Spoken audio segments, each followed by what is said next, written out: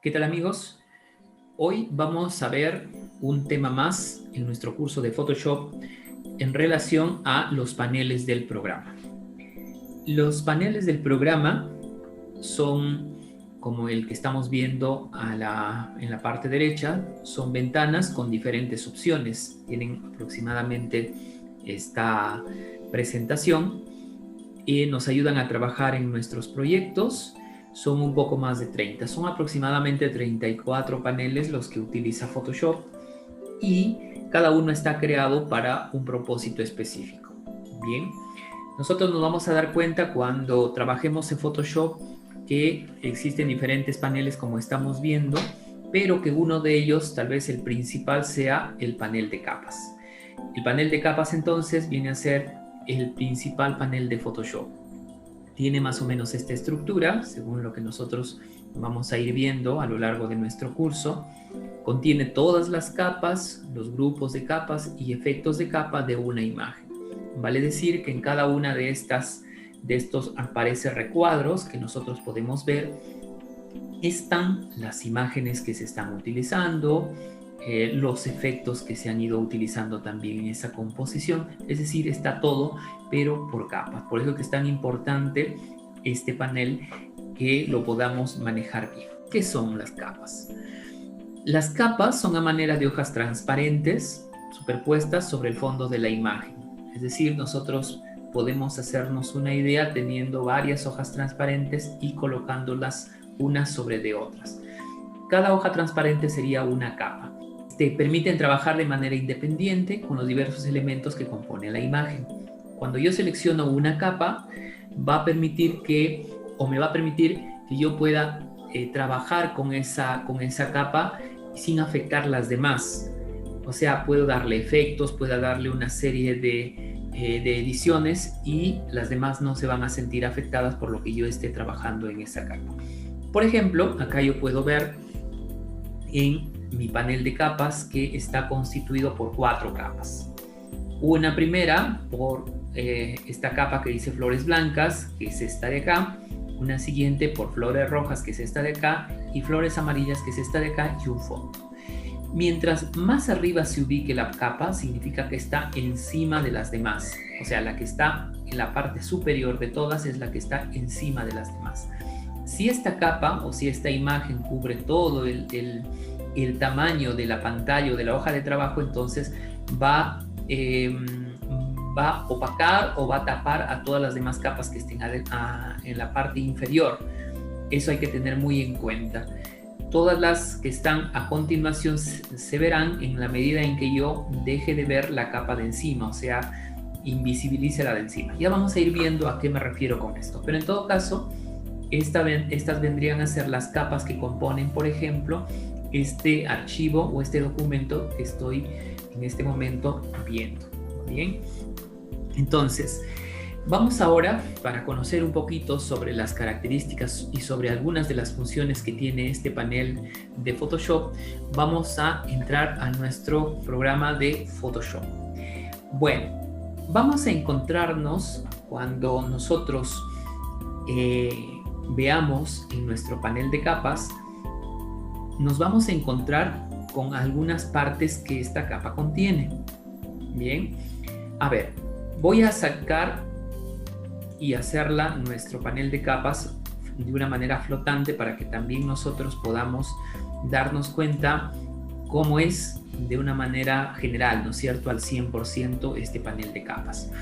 En primer lugar, nosotros nos vamos a dar cuenta que, por ejemplo, en este caso, cuando yo elijo una de estas capas, lo que tiene es un ojo, ¿no es cierto? Este ojo lo que me permite es visualizar o dejar de visualizar esta capa que estoy seleccionando. En este caso es esta modelo. Por ejemplo, si yo desactivo el ojo, se va a ver la siguiente capa, que en este caso es este perrito. Si yo desactivo esta siguiente capa, se va a ver esta imagen de este religioso que es el Dalai Lama, porque he dejado de visualizar las dos anteriores. Y así va a depender de qué es lo que visualice y en qué orden ponga las capas para que se puedan ver. ¿Ya? Listo, entonces eso es lo que me permite este icono que es el ojo. Vamos a ver también que la capa va a tener una ligera imagen, una miniatura de la imagen para que nos dé un alcance de qué imagen es la que estamos en ese momento seleccionando. En este caso se nota en miniatura la imagen de esta modelo, ¿cierto? Para que nosotros no nos confundamos. A continuación está el nombre de la capa. Por ejemplo, en este caso la hemos denominado capa 2. Automáticamente Photoshop le da un nombre cuando nosotros no le damos. Capa 2, capa 3 y así sucesivamente según el número de capas que tengamos.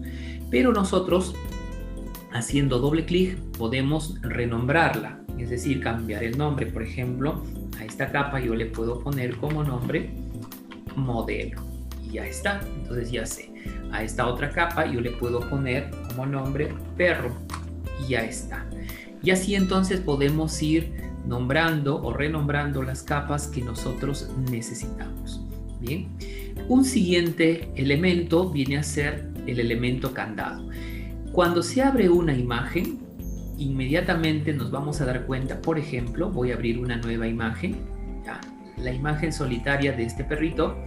Entonces nosotros vemos que automáticamente la imagen sale con cierta protección o está bloqueada esta imagen o esta imagen. En este caso, como está bloqueada, nosotros no podemos hacer nada sobre esta imagen. Por ejemplo, queremos arrastrar, queremos hacer algo, nos va a salir este mensaje en donde nos diga convertir en capa normal, porque mientras tanto no vamos a poder hacer nada más que verla. Para ello, entonces, al momento de hacer un clic encima del candado, quiere decir que ya la podemos mover, que ya podemos editarla, podemos hacerla más pequeña, podemos hacer una serie de cambios habiendo abierto el candado. Pues bien, esto significa que estando con candado esta capa no se puede trabajar y corresponde, o mejor dicho, no se puede trabajar cuando se abre la imagen recientemente, o sea, cuando está como fondo no se puede trabajar. Tenemos que abrir de todas maneras el candado para poder editarla. Cuando ya se ha convertido, o sea, una vez que hemos abierto el candado inicial, se ha convertido automáticamente en una capa. Bien, pero a esta capa, así convertida, la podemos también volver a bloquear, pero ya tiene la característica de una capa, o sea, ya no está como fondo, ¿no? Sino que ya se puede editar. En este momento le he puesto un candadito para que se bloquee, pero cuando yo abro nuevamente el candado, entonces puedo nuevamente volver a moverla. Bien. Esa es la función de este candado que nosotros hemos visto inicialmente en la parte derecha de la respectiva capa. Voy a cerrar este archivo, no lo voy a guardar, voy a volver a mi archivo anterior. Luego voy a encontrarme con una siguiente función, podríamos decir, que es opacidad. La opacidad vendría a ser el grado de transparencia de un objeto, en este caso de esta imagen que estoy seleccionando, que es la modelo. Opacidad, entonces, al 100% significa que esta imagen de esta modelo no es nada transparente, o sea, está totalmente opaco, o sea, no deja traslucir a través de esta imagen, de esta capa, ningún tipo de luz o de transparencia, nada de eso. Pero, por ejemplo, si yo voy y le doy tan solo una opacidad de 50, notan que ya se va a empezar a ver la siguiente capa que está al pie, que es este perro. ¿Por qué? Porque es 50% opaco o 50% transparente, dicho de otra manera.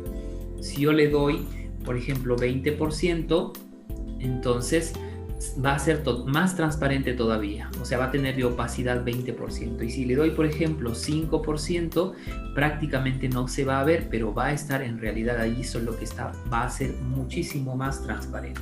Si le doy 90%, va a ser bastante opaco y apenas se va a poder visualizar la imagen que está al pie de esta capa.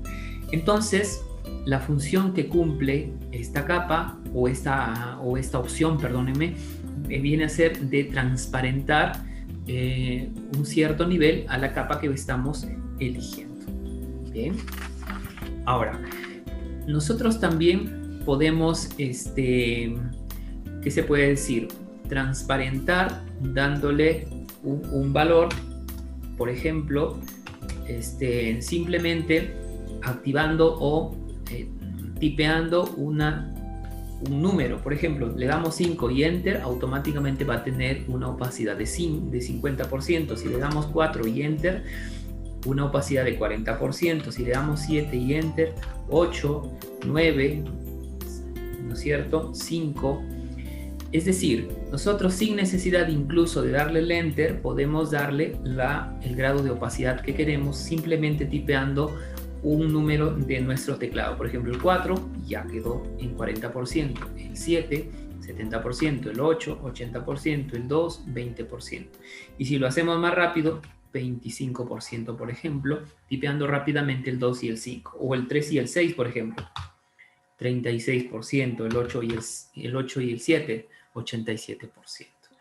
Ese es un comando o un atajo que nos puede servir muchísimo al momento de que nosotros querramos tener la posibilidad de darle a nuestra capa un cierto nivel de opacidad, ¿ya? O también podemos entrar a la ventana y darle tipear con nuestro teclado el nivel de opacidad que deseamos.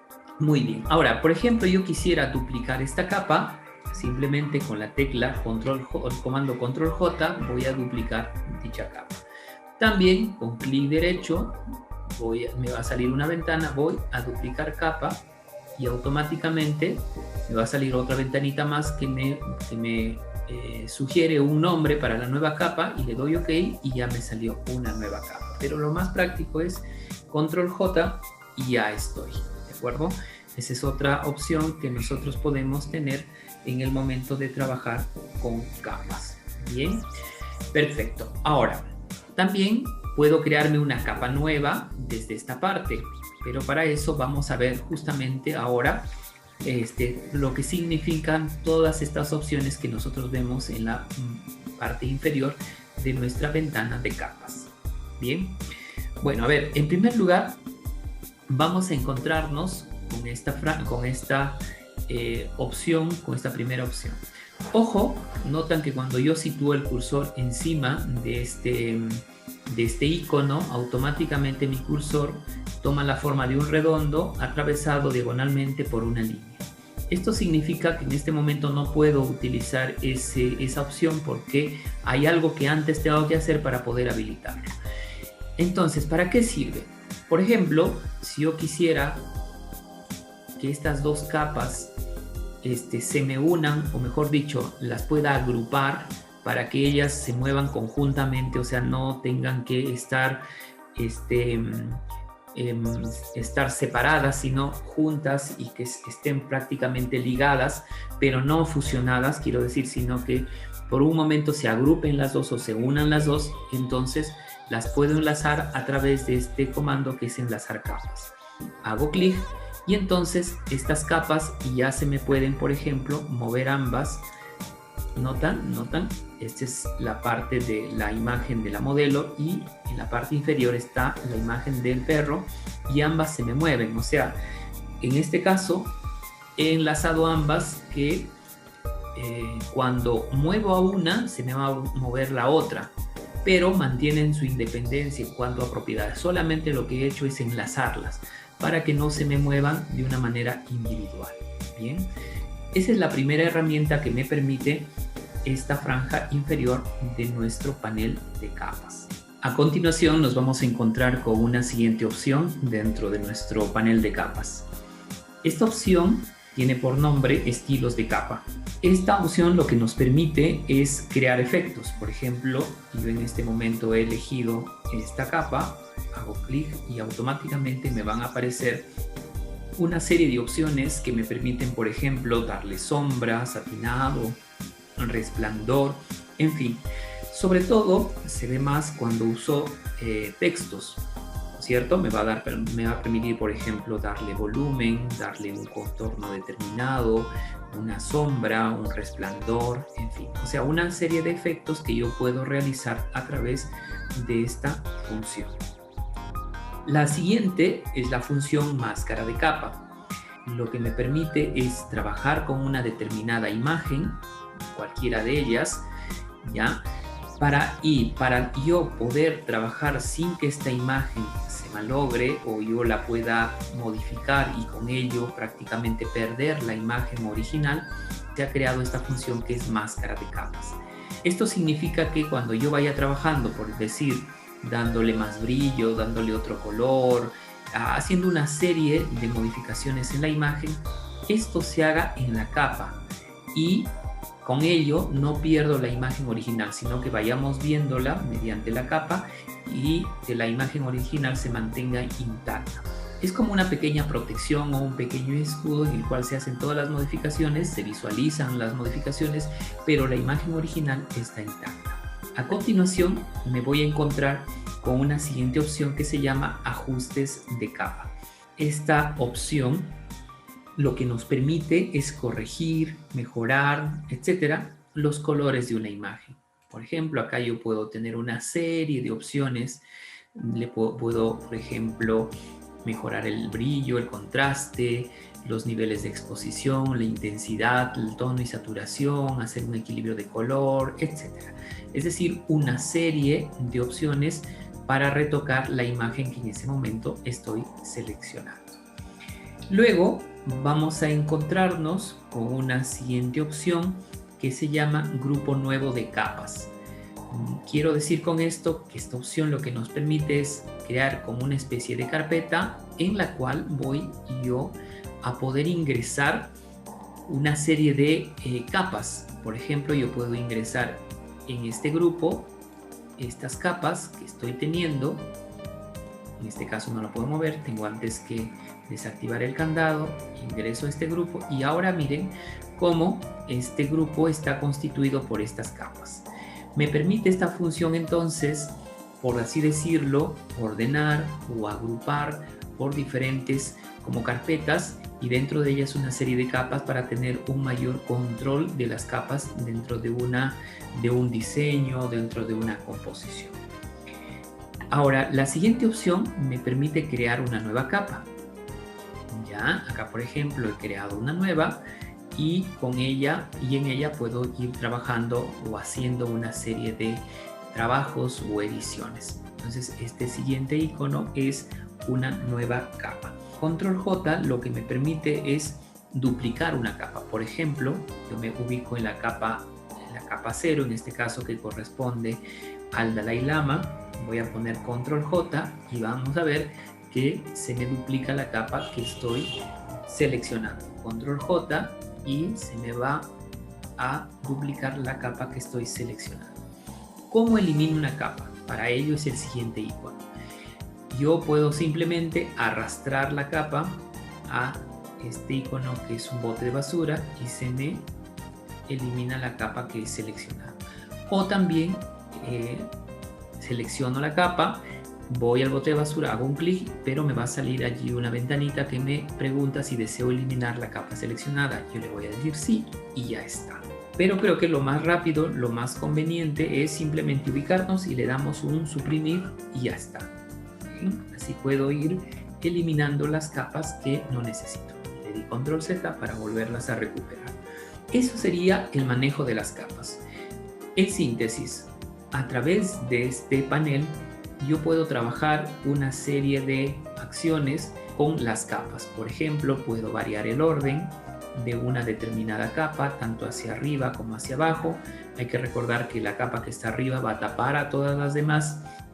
Si esta capa no es transparente, pues no se van a poder ver las demás. Pero si es medianamente transparente o tiene una parte que es transparente, sí se van a poder ver algunas de las que están al pie. Se puede hacer grupos de capas, se puede crear capas nuevas desde cero para poder nosotros darle la edición que querramos, en fin. Bien, entonces vamos ahora a hacer un ejercicio para poder darnos cuenta si hemos entendido este tema de las capas. He abierto dos documentos. El primero de ellos, que es este que está a la izquierda, en donde podemos notar un diseño o una composición alusivo a una festividad que es el Día de la Madre, en donde vemos un conjunto de elementos desde textos e imágenes como estos tulipanes, un logo, un cintillo y un fondo. Tenemos entonces una serie de elementos que constituyen este diseño. Y en la parte derecha tengo otro documento que está constituido por diferentes capas, pero que en el fondo es este diseño, solo que las capas están en desorden. Por eso que podemos ver que algunos textos se nos han ocultado, los tulipanes no se ven bien, el logo ha desaparecido, en fin. Lo que tengo que hacer en esta pequeña práctica es poder ordenar cada una de las capas para que al final me permita el resultado de este diseño. ¿Se entiende? ¿Qué es lo que hemos hecho en esta oportunidad? Simplemente nombrar la capa con un número, de tal forma que se sepa la secuencia en la que se tiene que colocar. Esto es muy fácil, lógicamente, porque cuando tenga un nombre distinto, ahí sí va a ser más complicado poder ubicar la capa en su respectivo lugar. Pero para empezar vamos a usar estos números y con ellos nos vamos a guiar. Entonces empezaremos con el número 1, que será a continuación del fondo, porque el fondo siempre queda al final de todo, al pie de todo. Luego viene entonces la primera capa, luego colocaremos la segunda, a continuación la tercera capa, a continuación la cuarta, seguidamente la quinta capa, acá tenemos a la sexta, vamos a buscar a la séptima capa, la tenemos acá, buscamos la octava y vamos ubicando así las capas en su respectivo orden y noten cómo es que se va notando el diseño. Bien, ya está, ya la tenemos ordenada. Entonces, notan que originalmente este debía ser el orden de las capas para que me dé como resultado este diseño. De eso se trata esta práctica. He abierto dos documentos más en donde podemos ver, al igual que en el ejercicio pasado, que en uno se muestra la imagen tal como debe quedar al final, o sea, el diseño final de esta composición, y en la parte de la derecha tenemos el documento con sus respectivas capas que están en desorden.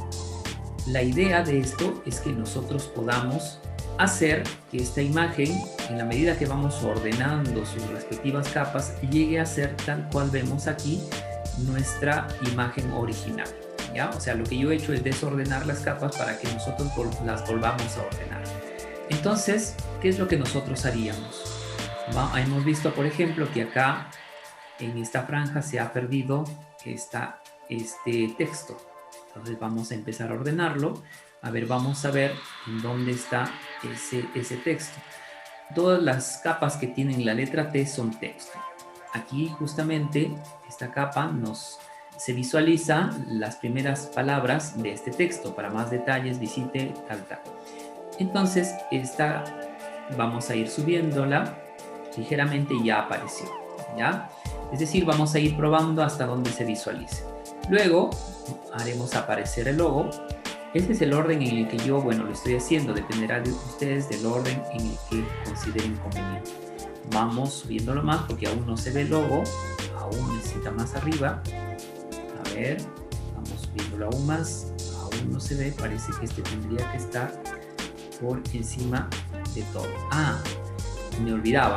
Algunas capas se han invisibilizado con los ojitos. Por eso es que esta capa no se veía. Bueno, la he puesto encima, no creo que haya ningún problema porque no está superpuesta a ningún otro elemento. Voy a visualizar también esto para no confundir. Fue suficiente con que visualice esta capa que contenía este texto para que ya se pueda ver.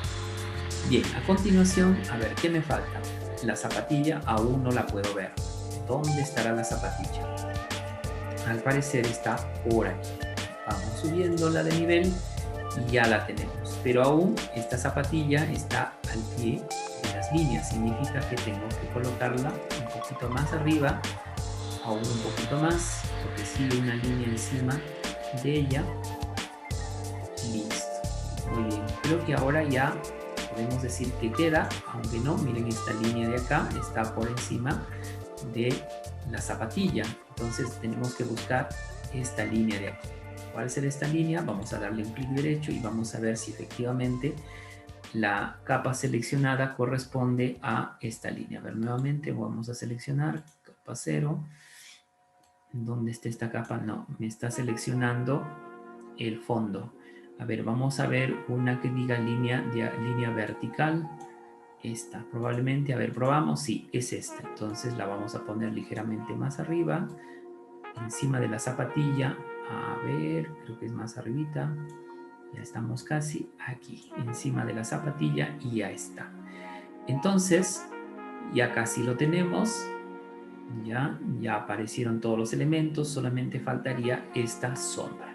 Entonces vamos a ver dónde está esa sombra. Al parecer es esta de acá. En este caso no le hemos puesto ningún nombre, por eso que se nos complica un poquitín. Ya, la sombra tendría que estar al pie de la zapatilla de preferencia para que no haya ningún problema. En este caso parece que las líneas están un poquito al pie de la zapatilla, pero encima de la sombra. Entonces la sombra está muy encima. Voy a bajar un poquitito. Ya, voy a seguir bajando. A ver. Ahora creo que sí, aunque hay una línea diagonal que todavía creo que es importante que la coloque por acá. Y ya está. ¿Listo? Entonces, notan que la hemos dejado, digamos, las capas lo más parecidas posibles a la composición original. ¿Sí? Esta sería la manera como nosotros podemos ir trabajando con capas. Bien, entonces ya está la práctica solucionada. Vamos ahora al panel de color. Un segundo panel o un siguiente panel que vamos a estudiar es el panel de color, aquel que nos permite escoger el color para nuestro diseño. Este panel de color está muy relacionado con este otro que es el panel de muestras. El panel de muestras también nos permite elegir un color de los que ya han sido creados. Es decir, aquí también podemos tener la posibilidad de encontrar colores, pero dentro de una gama o de una biblioteca de colores ya listos. Y aquí también podemos ir sumando nuevos colores en esta franja de colores que vayamos utilizando para tenerlos a la mano. Vamos a entrar entonces a nuestro programa de Photoshop y aquí encontramos justamente nuestros dos paneles, tanto el panel de muestras como el panel de color. Por ejemplo, si yo quisiera, voy a crear un documento nuevo, si yo quisiera pintar de una determinada manera, de un determinado color o gama de colores esta imagen, entonces voy a tener que utilizar cualquiera de estos dos paneles. Bien, ¿de acuerdo? Bueno, no sé por qué esta imagen ha sido creada en grises, voy a cambiarlo a RGB. Ahora sí. Listo, entonces yo quiero, por ejemplo, pintar este recuadro, este documento que he creado. Con este primer panel voy a empezar con el panel de color, ¿ya? Para poder dejarme entender mejor. Este panel de color me permite elegir un color personalizado, o sea, el que yo quiera. Si yo me desplazo por la barra de color que vemos en la parte derecha de este panel, voy a ir pasando por diferentes gamas de colores, desde el rojo, pasando por el morado, el azul, el verde, el amarillo, el naranja, hasta llegar nuevamente al rojo. Por ejemplo, yo me sitúo en el azul, en una de estas gamas, voy a mi herramienta bote de pintura y con ello puedo pintar este fondo, digamos, o esta capa que yo he creado dentro de este documento. De igual manera puedo seguir transitando, puedo pintarlo de otro color, me ubico en otro espacio, puedo pintarlo de otro color. Bien, ahora también me da la posibilidad de que yo pueda elegir un determinado valor en los colores. Cuando nosotros hablamos de colores, vamos a encontrarnos básicamente con dos tipos de colores, con los colores RGB y con los colores CMYK. Los colores RGB son normalmente para pantalla. Por ejemplo, si vamos a usar un diseño que se visualice en la televisión, que se visualice en un smartphone, en un televisor o que se visualice en la computadora. Todo lo que tenga que ver con uso en pantalla, normalmente se utilizan los colores RGB. Y para los que se utilizan en formato impreso, por ejemplo, un catálogo, una revista, una gigantografía, son los colores CMYK. Cada uno de estos colores, al ser combinados, nos arrojan una serie de colores adicionales. Por ejemplo, si yo, situándome en la paleta CMYK, utilizo 100 de cian y amarillo 100, imagínense que los demás solamente les coloco 0, me va a arrojar un color.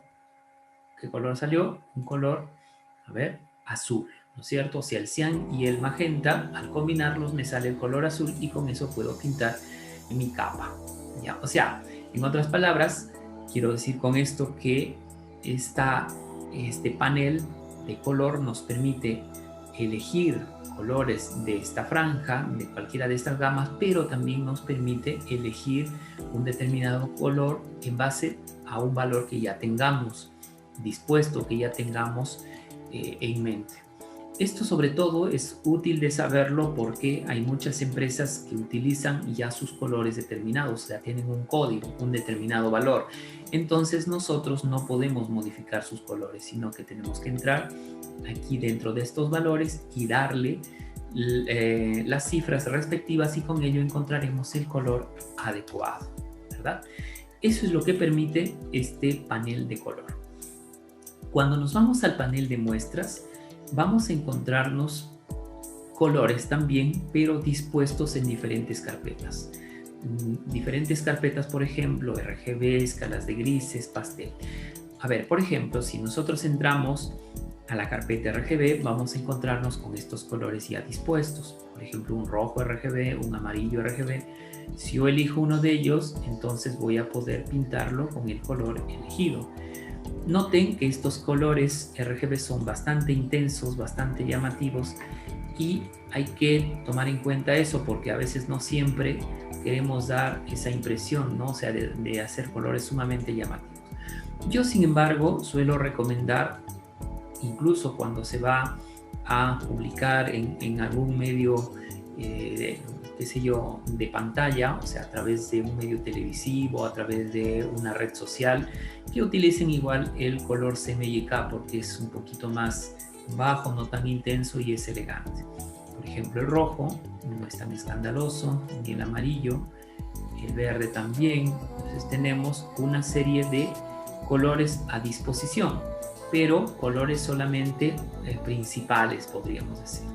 Si queremos ir encontrando más gamas de colores, por ejemplo, podemos ir entrando a pasteles y acá nos vamos a encontrar con diversos tonos, pero en pastel.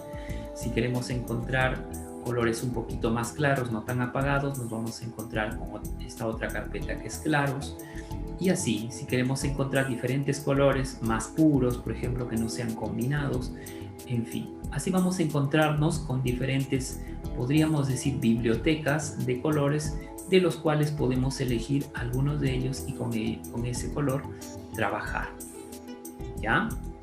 Muy bien, entonces, cuando yo voy utilizando, ojo, un determinado color, por ejemplo, utilicé este que estamos viendo, automáticamente notan que va incrementándose o incluyéndose en esta franja de colores que están visibles para tenerlos a la mano, pero en la medida que yo voy utilizando un nuevo color va empujando o va eliminándose el color más antiguo, ¿ya?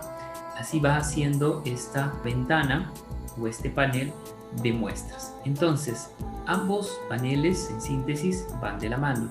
Uno nos da muestras agrupadas u organizadas dentro de carpetas o bibliotecas y el otro panel nos permite elegir un color personalizado, uno que nosotros quisiéramos. Incluso nos da la posibilidad de agregar un color según los valores que nosotros querramos. Vamos a hacer un primer ejercicio. He abierto este documento en donde puedo ver en un lado el círculo cromático con sus respectivos colores y en otro el círculo cromático pero con los colores por todavía colocarlos en su respectivo lugar.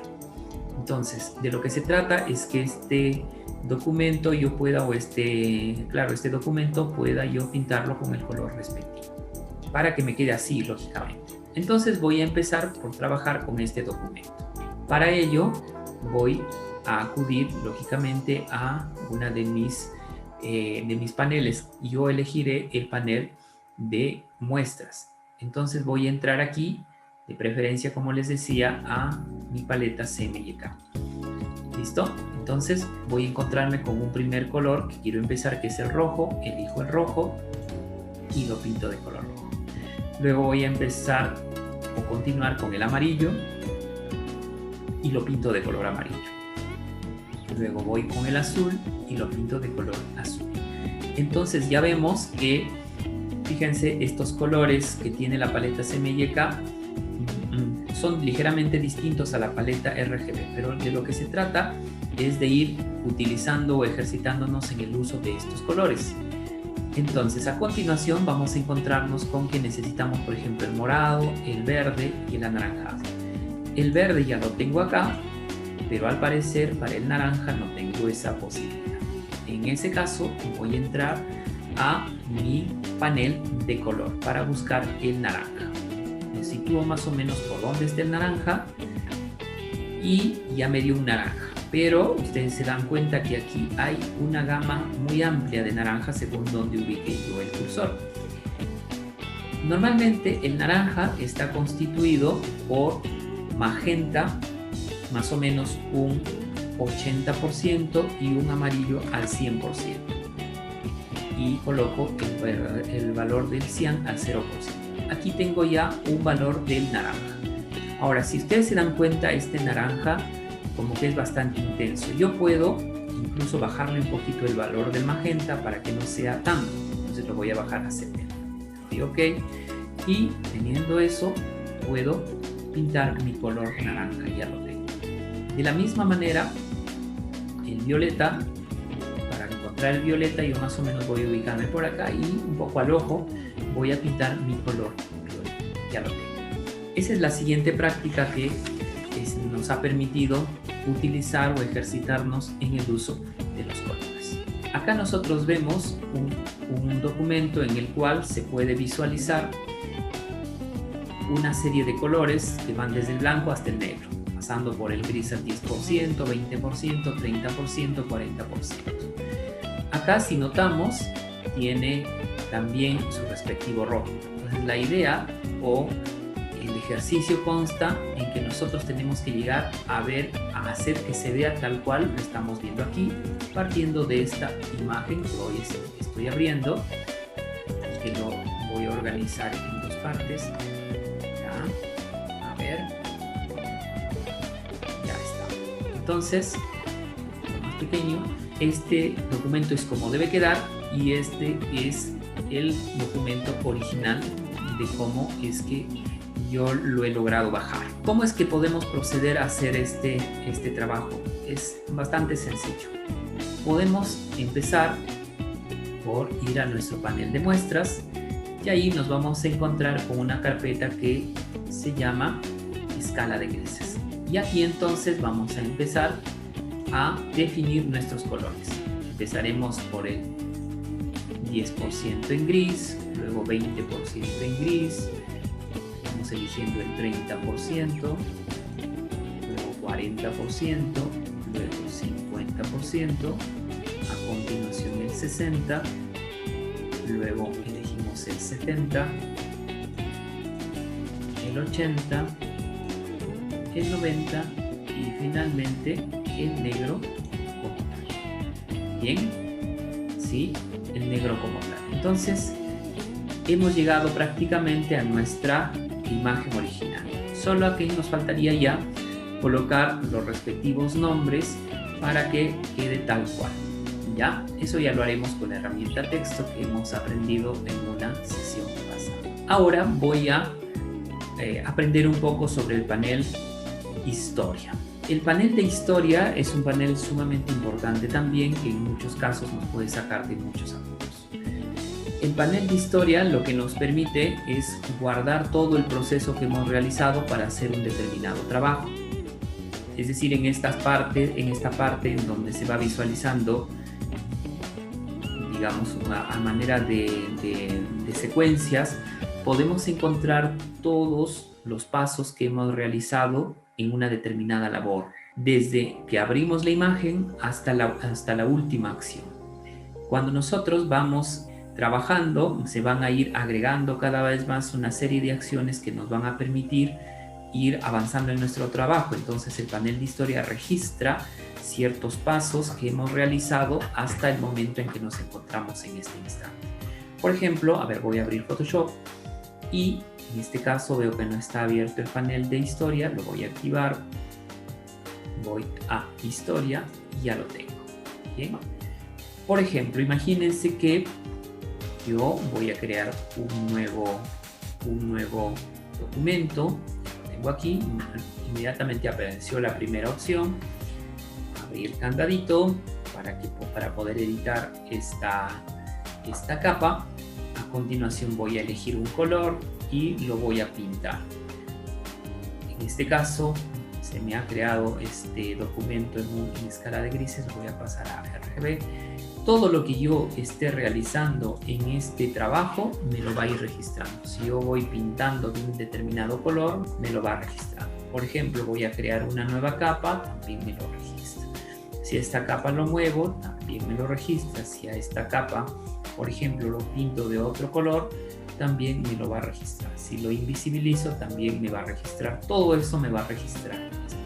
Entonces, yo de repente, cuando llegué a esta última acción o a este último paso, era algo que no deseaba hacer. Lo que puedo realizar es simplemente hacer clic en donde quiero que quede, para ya no cometer de repente el error que cometí al final, y así puedo evitarme de poder realizar estos pasos. O sea, cabe la posibilidad que yo pueda volver en el tiempo. Puedo volver hasta por acá, incluso puedo regresar al punto en que abrí este documento inicial. De eso se trata este panel de historia. Es como se puede decir, es el que guarda, como decíamos, todo el proceso que hemos realizado para poder hacer un determinado trabajo. Normalmente el número de secuencias o de pasos que guarda este panel es de 10 aproximadamente, pero nosotros podemos ampliarlo, o sea, podemos ir y ampliarlo. Por ejemplo, aquí en el menú edición entramos a preferencias, buscamos dónde está preferencias y nos vamos a ir a rendimiento. ¿Ya? Una vez que entramos aquí a rendimiento, vamos a entrar a buscar estado de la historia. ¿Ya? Estado de historia, buscamos estado de historia en donde se encuentra, vemos que está acá. En este caso yo lo he configurado para 50 pasos, pero lo voy a dejar en menos pasos porque en la medida que vayamos incrementando más nuestros pasos, también la máquina se va volviendo más lenta. Solamente lo voy a dejar en 20 para que la máquina o mi computadora pueda fluir de una manera más rápida. Lo voy a dejar en 20. Entonces ahora cuando yo vaya trabajando simplemente me va a aceptar hasta 20 pasos hacia atrás. Si voy haciendo más pasos, en la medida que vaya incrementando el número de pasos, los anteriores se van a ir borrando. Entonces ese es el panel de historia que hemos visto en esta oportunidad. Vamos ahora a ver el panel de acciones. Voy a eliminar el panel de historia. Lo estoy dejando estos paneles flotantes para que nosotros nos podamos dar cuenta de cómo es su apariencia y de qué se trata. Ya voy a dejar en blanco este panel para explicar un poquito en qué consiste este panel. Acá tengo un documento que consta de una imagen tan solo, donde vemos el rostro a la mitad de una chica. ¿Listo? Bueno, yo a esta imagen puedo darle una serie de ediciones o de modificaciones. El panel de acciones lo que me permite es grabar algunas configuraciones básicas para repetir algunos procesos. O sea, que a través de este panel yo puedo prácticamente programar una serie de pasos para que los pueda repetir el programa sin necesidad de que yo los haga uno por uno. Por ejemplo, imagínense que yo tengo aproximadamente 50 fotos y a todas básicamente les voy a hacer el mismo retoque, el mismo accionar. Me va a demorar muchísimo retocar 50 fotos. Lo que yo puedo hacer es programar una serie de acciones, las grabo esas acciones y simplemente echo a correr el programa y con ello me va a permitir avanzar muchísimo más, ganar tiempo. ¿Cómo se hace esto? Vamos a nuestro programa de Photoshop. Inicialmente, lo que tengo que hacer es ubicarme en mi panel de acciones, abrirlo, y lo que voy a hacer inicialmente es ir a este icono donde dice crear grupo nuevo, y aquí le voy a poner un nombre a este grupo, que es una especie de carpeta que va a albergar una serie de acciones. Por ejemplo, yo le voy a poder transparentar imagen, es decir, ya van a ver lo que voy a hacer y ya me creo este grupo. A continuación, en esta carpeta vamos a empezar a insertar todas las acciones. Para ello voy a este otro icono que lleva por nombre crear acción nueva. Nuevamente me va a salir una ventana y le voy a dar el mismo nombre, o le voy a poder transparentar, ¿ya? El nombre que nosotros querramos en realidad. Ok, una vez que ya tengo creada la carpeta y la primera acción está ya a punto de ser hecha, vamos a ver que se ha activado este botón rojo. Es decir, que desde este instante está el programa en proceso de grabación de todas las siguientes acciones que yo realice. Bien, entonces yo voy a ir trabajando. Por ejemplo, lo que haré primero es desbloquear mi capa y miren, ya empezó a registrarlo, así como en el panel de historias, pero en este caso lo está grabando. ¿Listo? Una vez que yo tengo mi capa, por ejemplo, yo puedo crearle una nueva. A esta nueva capa yo le puedo poner un color determinado, por ejemplo este que ya está, color verde. Como esta capa está bastante opaca, ha tapado a la siguiente, entonces yo puedo cambiarle de ubicación. Una vez que ya tengo cambiado de ubicación, puedo a esta capa, para que se note ligeramente verde, darle un poquitín de opacidad, por ejemplo un 50%, y ya está. Así, a eso quiero llegar, a ese nivel. O sea, quiero que todo ese proceso que he hecho en este instante se pueda guardar para aplicarlo a otras imágenes. Notan que aquí está toda la serie de pasos que he realizado y han sido grabados. Una vez que yo estoy conforme con todos los pasos que he grabado, simplemente detengo la grabación y ya se grabó todo. Entonces, ahora vamos a aplicar esta secuencia de comandos a otras fotografías para ver si nos resulta. Bien, he abierto dos documentos, uno en donde está la imagen del Dalai Lama y otro documento en donde vemos a una ardilla. Bien, empecemos por la ardilla. Simplemente lo que hacemos, nos ubicamos en la capa siguiente a donde dice transparentar imagen, que está como forma de carpeta, y echo a correr el programa.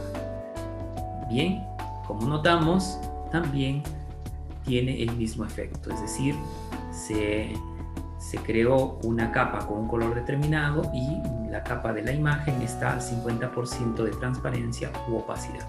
Si vamos a la otra imagen del Dalai Lama, nuevamente echamos a correr el programa y sucede lo mismo. Es decir, que podemos así replicar o trabajar replicando esta serie de acciones con diferentes imágenes. Y a continuación, solamente para finalizar esta parte, vamos a ver el panel de carácter o de párrafo, que eso ya lo habíamos visto en una sesión anterior. Simplemente para decirles que el panel de carácter se utiliza cuando está activada la tecla, la herramienta texto, ¿no es cierto? Cuando tengamos que tipear textos o trabajar con textos, automáticamente vamos a encontrarnos con este panel, tanto de carácter como de párrafo. Ambos van de la mano, simplemente tienen unas variantes. La próxima edición hablaremos un poco sobre lo que significa la imagen digital. Muchas gracias.